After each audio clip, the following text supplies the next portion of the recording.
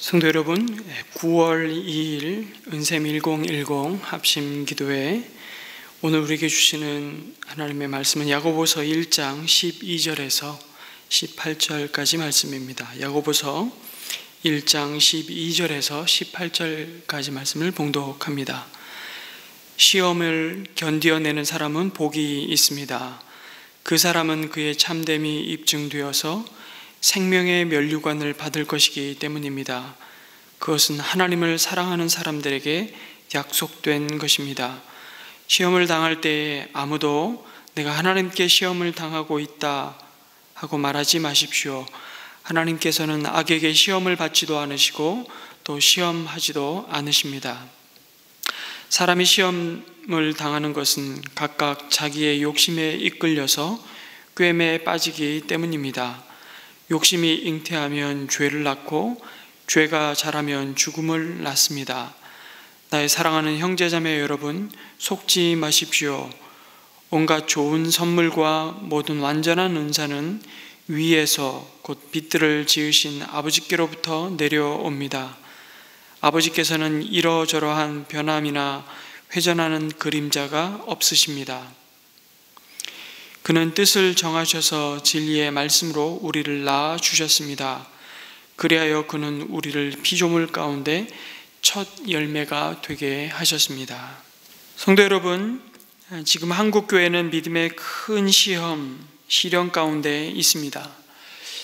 교회 밖 외부의 시선에서 볼 때 이제 우리가 신앙의 길을 가는 것은 욕먹을 각오를 실제로 하지 않으면 버틸 수 없는 상황이 되었습니다.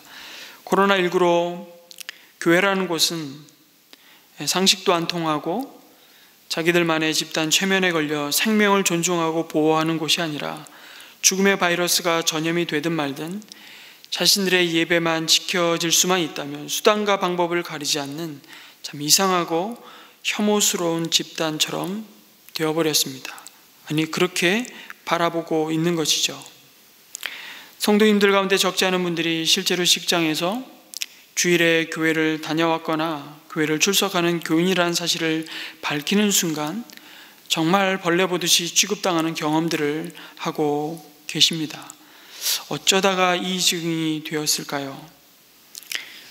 어떤 분들은 이게 다 아주 왜곡된 관점에서 교회를 향한 언론과 정치권이 만들어 놓은 마녀 사냥 프레임이라고, 그 프레임 속에 교회가 속수무책으로 당하고 있는 현실이라고 생각할 수도 있습니다. 그래서 좀 더 공정하고 냉정하게 코로나19의 상황을 보도하지 않는 언론을 불신합니다. 정부는 자신들의 실기를 전혀 책임지지 않고 그 실정을 전부 교회로 비난의 화살을 돌리려고 한다고 생각하는 분들은 지금 교회를 향해 취해진 각종 행정명령들이 너무 편향되어 있고 다른 감염 대상자들을 대하는 방식과 태도와 비교해서도 교회를 일방적으로 공공의 적으로 몰아가는 이 정부에 대한 대단한 분노가 내부적으로 있습니다. 그래서 교회는 이 시점에 단호한 입장을 내어야 한다고, 우리가 마땅히 갖고 있는 종교의 자유와 그 누구도 침해할 수 없는 예배드릴 권리를 침해당하거나 잃어버려서는 안 된다고 생각해서 이것은 교회의 생존이 달린 문제이고 정부를 상대로 맞서 싸워야 한다고 주장하기도 합니다. 그러나 여러분, 어쩌면 지금은 우리가 이 싸움을 싸워야 하는 십자군의 길을 걸어갈 때가 아니라 겸손히 세상의 빛으로 소금으로 부르신 그 부름을 따라 십자가를 지고 그 믿음의 경주를 묵묵히 걸어가며 인내하며 달려가야 할 때가 아닌가, 그런 생각을 해보게 됩니다. 그러면서 교회 내부적으로 서로의 마음이 또한 갈라져서 각자의 목소리를 내고 분열하고 있습니다. 우리는 지금 또한 코로나가 가져온 믿음의 시련과 함께 삶의 실제적인 고난에 직면해 있습니다. 당장 많은 기업과 자영업자들이 심각한 생존의 위협을 받고 있습니다. 우리 자녀들의 학습권은 너무나 비정상적인 온라인 수업으로 인해 파행될 수밖에 없는 상황이 되었습니다.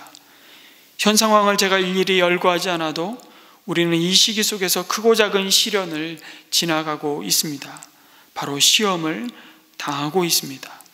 이때의 야고보서 말씀은 우리에게 이렇게 권면합니다. 시험을 견뎌내는 사람은 복이 있습니다. 여기서 시험은 분명히 우리의 믿음을 흔들어 놓는 여러 가지 시련이기도 하고, 때로는 그 시련 가운데 우리의 믿음을 넘어뜨리고 왜곡시키는 악한 마귀의 유혹이기도 합니다. 질병과 가난을 비롯해서 사회적인 소외와 비난과 영적 공격들은 다양한 형태로 우리의 믿음을 흔들어 놓습니다. 불안과 염려와 두려움에 사로잡히게 만듭니다. 그런데 놀랍게도 그 시련이 우리로 하여금 인내를 낳는다고 말씀합니다. 그리고 그 시련을 견디는 것을 통해 우리는 부족함이 없는 더 완전하고 성숙한 사람이 된다고 약속하십니다. 여러분, 부족함이 없고 완전하며 성숙한 사람이 누굽니까? 바로 예수 그리스도이십니다. 믿음의 시련인 이 시험을 인내할 때 그 열매로 주어지는 것이 곧 우리가 예수님을 닮아가는 것입니다. 그리고 그 인내의 끝은 하나님을 사랑하는 사람들에게 생명의 면류관이 약속되어 있다고 말씀하십니다. 이 소망이 우리로 하여금 오늘 당하는 시험을 더할 나위 없는 기쁨으로 생각할 수 있는 실제적인 하나님의 능력이라는 사실을 우리는 또한 알게 됩니다. 물론 시련 자체가 복이 아닙니다. 시험 자체가 기쁨이 아닙니다. 시련 자체는 슬픈 것입니다. 시련이라는 것은 여전히 우리에게 고통입니다. 시련 자체가 결코 좋은 게 아닙니다. 그 시련의 끝, 그 시련이 낳은 믿음으로 인내함으로 낳은 결과가 좋아서 야고보는 기쁘게 생각하라고 말씀합니다. 베드로 사도 역시 고난 가운데 있는 초대교회 성도들에게 동일한 권면을 하고 있습니다. 베드로전서 1장 6절에서 7절에 이렇게 말씀합니다. 그러므로 여러분이 지금 잠시 동안 여러 가지 시련 속에서 어쩔 수 없이 슬픔을 당하게 되었다 하더라도 기뻐하십시오. 하나님께서는 여러분의 믿음을 단련하셔서 불로 단련하지만 결국 없어지고 마는 금보다 더 귀한 것이 되게 하시며 예수 그리스도께서 나타나실 때에 여러분에게 칭찬과 영광과 존귀를 얻게 해 주십니다. 바울도 뛸 듯이 기뻐하라고 말씀합니다. 야고보, 바울, 베드로, 이분들이 편한 삶을 산 사람들이 아니지 않습니까? 그런데 이런 소리를 하는 것을 보면 이 사람들이 분명히 뭘 본 것입니다. 여러분, 우리가 경험하는 시련은 어떤 것이든 어쩔 수 없는 슬픔이 된다고 말씀합니다. 시련이 좋아서 기뻐하는 것이 아닙니다. 그런 사람이 어디 있겠습니까? 그것은 참된 믿음의 인내를 왜곡하는 금욕주의입니다. 성도 역시 시련을 만나면 슬픕니다.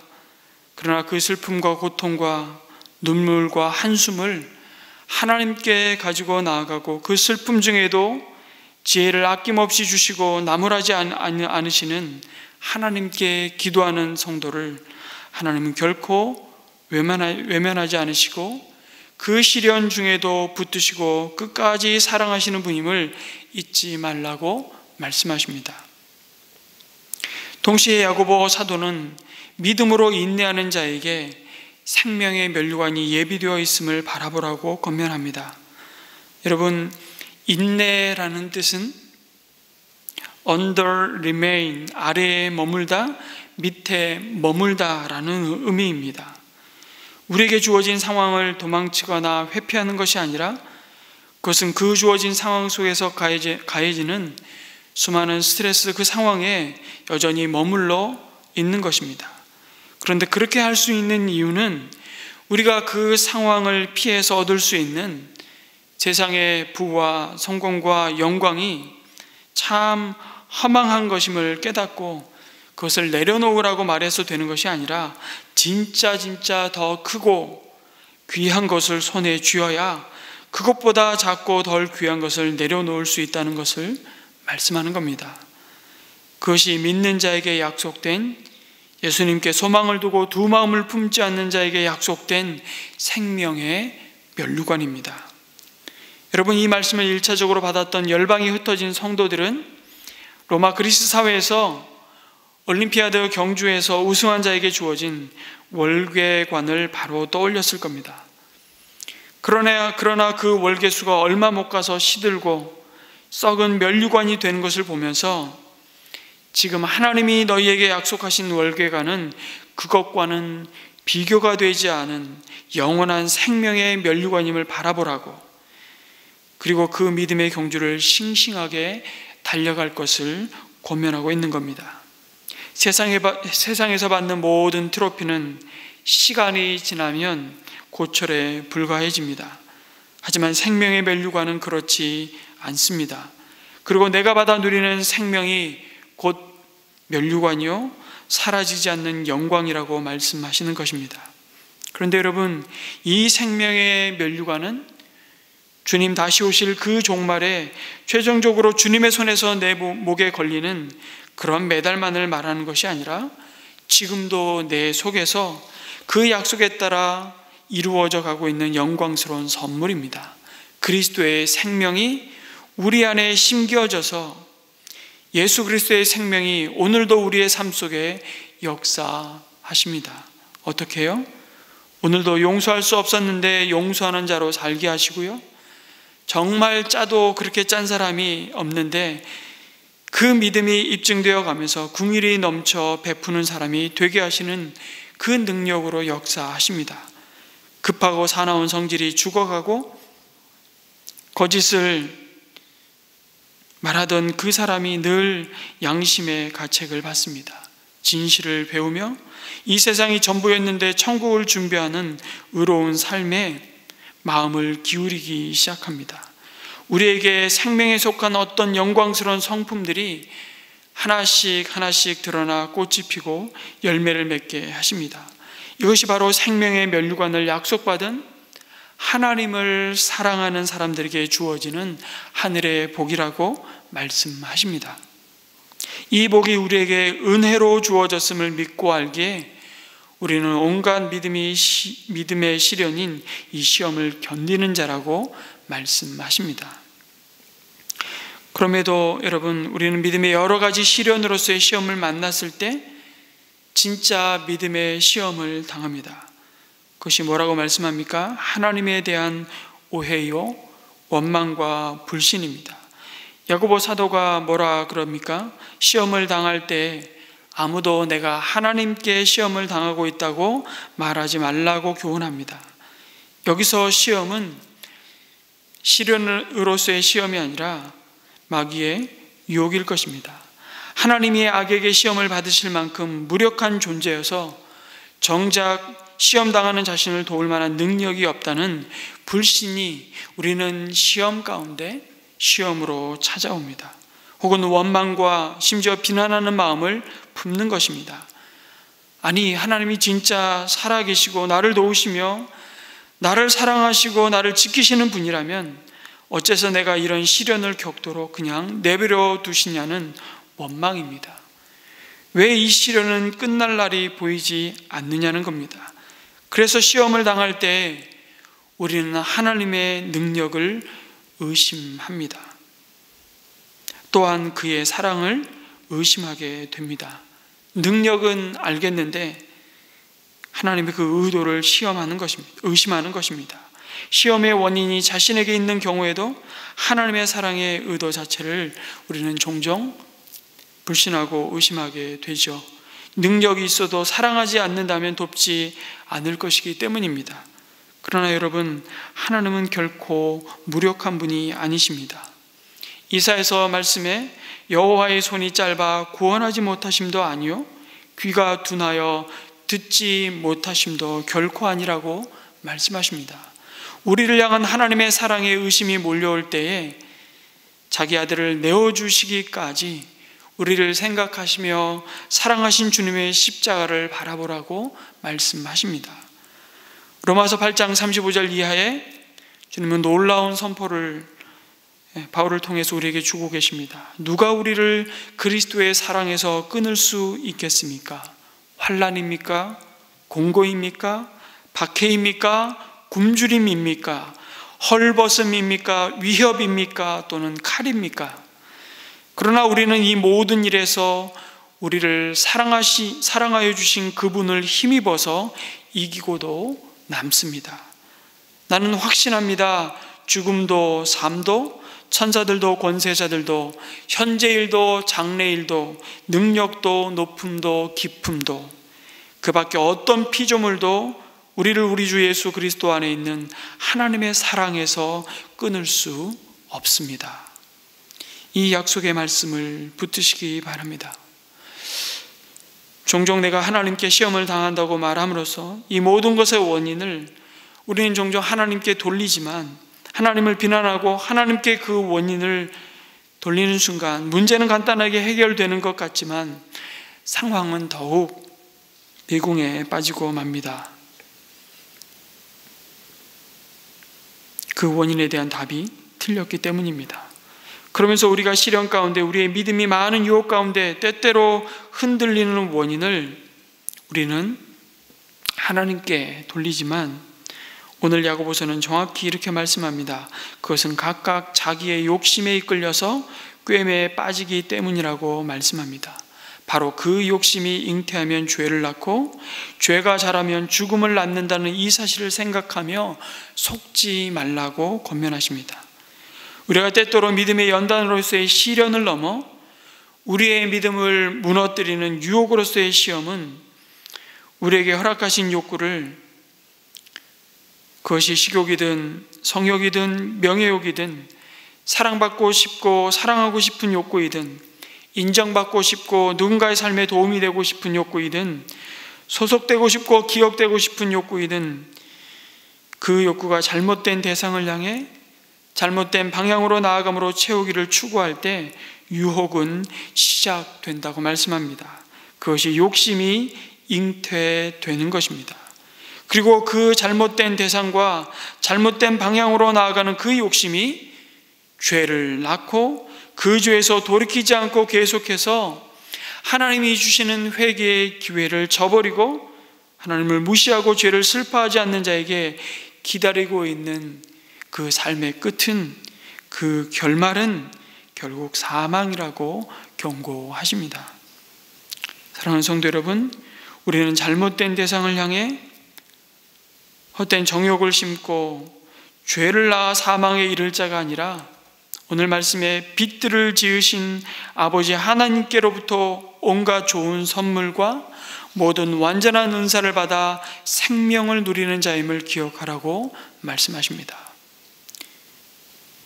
우리가 어떻게 그 생명을 누리는 자가 되었습니까? 18절에 그는 뜻을 정하셔서 진리의 말씀으로 우리를 낳아주셨다고 말씀하십니다. 성도 여러분, 우리는 시험 가운데 잘못된 대상과 잘못된 방향으로 우리의 욕심을 따라 죄를 낳고 그 죄가 자라서 사망에 이를 자가 아니라 변함없으신 하나님의 뜻을 따라 진리의 말씀으로 생명으로 나음을 입은 새로운 피조물임을 잊지 마시기 바랍니다. 사랑하는 성도 여러분, 우리를 도우시고 붙드시는 하나님은 친히 아들을 내어주셔서 우리의 죄와 허물을 속량하셨습니다. 우리를 자신의 양자 삼으신 이 존귀한 신분에 대한 확신을 주셔서 오늘도 넉넉히 여러 가지 믿음의 시련과 그 유혹 속에서도 끝까지 이 믿음의 경주를 완주하도록 은혜를 베푸시는 아버지 하나님이십니다. 이것을 믿고 오늘도 우리에게 주어진 그 삶의 경주를 시험 가운데서도 그 밑에 머물며 인내하며 하나님이 약속하신 이 은혜를 오늘도 이 생명의 풍성함으로 누리는 저와 여러분이 되시기를 주님의 이름으로 축원합니다. 우리 함께 이렇게 기도했으면 좋겠습니다. 여러 가지 시험 가운데 감당할 수 있는 인내와 지혜를 주시며 약속했던 말씀처럼 감당할 시험 밖에는 허락하지 않으시고 감당할 수 없을 때는 피할 길을 주시는 그 하나님의 은혜를 함께 구했으면 좋겠습니다. 그리고 오늘 수요일은 국가와 우리 선교사님들을 위해 기도하는 날입니다. 지금 코로나 위기뿐만 아니라 많은 사회적 분열과 갈등의 시험 속에서 이 나라와 민족이 나아갈 길을 잃지 않고 이 위기를 잘 극복할 수 있게 해달라고 함께 기도합시다. 또한 열방 가운데 주님의 나라가 임하기를 소원하며 오늘도 하나님이 찾으시는 잃어버린 그 한 영혼을 붙들고 섬기며 사랑하며 함께 더불어 살며 그들에게 생명의 복음을 전하는 선교사님들을 위해 기도합시다. 장기간 코로나 팬데믹으로 더욱 이 복음이 넘어야 할 장벽이 높아지고 제한되고 위축되었지만 이 상황 속에서도 복음의 능력과 하나님의 기적을 날마다 드러내 주시옵소서. 참으로 감사한 것은 국내에 들어와 있는 아프간 지체들에게 세례를 베풀고 거듭난 그리스도인으로 새롭게 태어날 생명의 열매도 조만간 허락하실 것 같아 참 기쁜 마음이 있습니다. 우리에게 허락된 선교의 사역이 오히려 이때에 하나님의 크심과 선하심을 더욱 깊이 경험하는 기간이 되도록 함께 기도해 주셨으면 감사하겠습니다. 함께 기도하겠습니다.